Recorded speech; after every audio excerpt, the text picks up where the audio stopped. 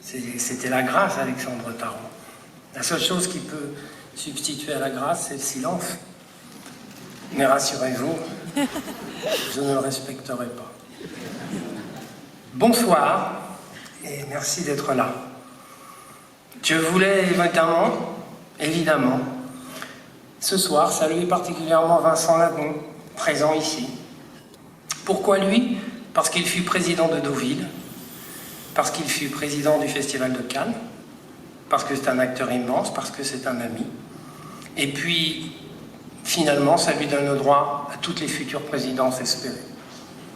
Mais bien sûr, je salue Arnaud Desplechin, vraiment, et Élodie Boucher pour leur belle présidence de cette année, avec ces deux jurys assez somptueux.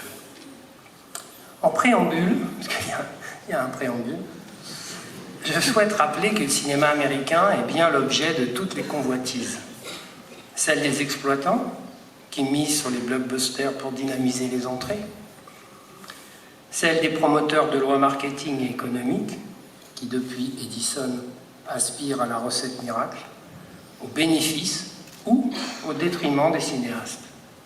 Celle d'un public fidèle et connaisseur, mon Dieu, tant mieux.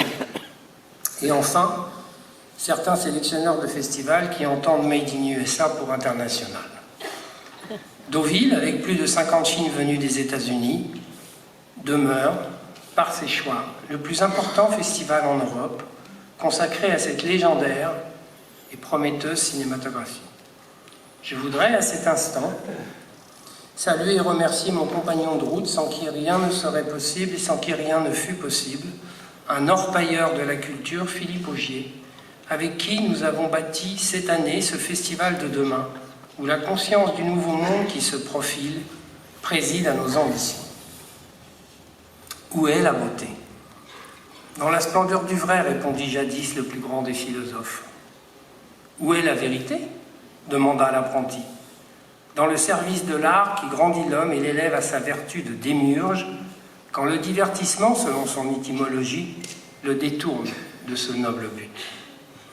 À Deauville, les films et la programmation se veulent un geste artistique, contestable ou partagé, mais fermement ouvrier de la 25e heure du cinéma et de sa nouvelle cinéphilie.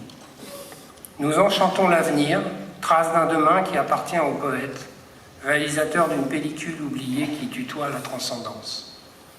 Les rencontres entre le public et les artistes exaltent l'énergie du verbe.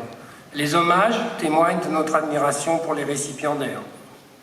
Lacey Boyton, Jesse Eisenberg, Tandy Wynne Newton, Anna de Armas. Les jurés, bien sûr, qui par leur discussion et le palmarès, élèvent le regard de tous. La connaissance rassemble et l'ignorance divise. Oui, à l'ordre du semblable, nous préférons la différence et l'égalité des dignités. Les filmeurs dessinent l'onde lumineuse qui traverse le festival, semant une aurore dans le jardin de septembre.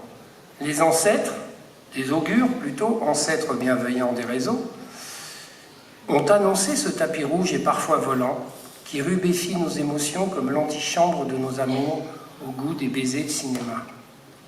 Le festival enseigne l'écran pour miroir d'un monde où les œuvres traduisent les problématiques ontologiques et sociologiques qui inquiètent les créateurs. Là aussi, la vérité de l'art et la vérité du jour. Alors, un dialogue silencieux et secret circule entre les cinéastes de Cannes, de France et des États-Unis présents à Deauville. Je vous invite à les suivre sur ce chemin d'or en accompagnant l'homme de fer du magicien d'Oz en quête d'un cœur. There is no place like home. Vous êtes arrivés, posez votre télécommande, vous êtes au cinéma, vous êtes à Deauville.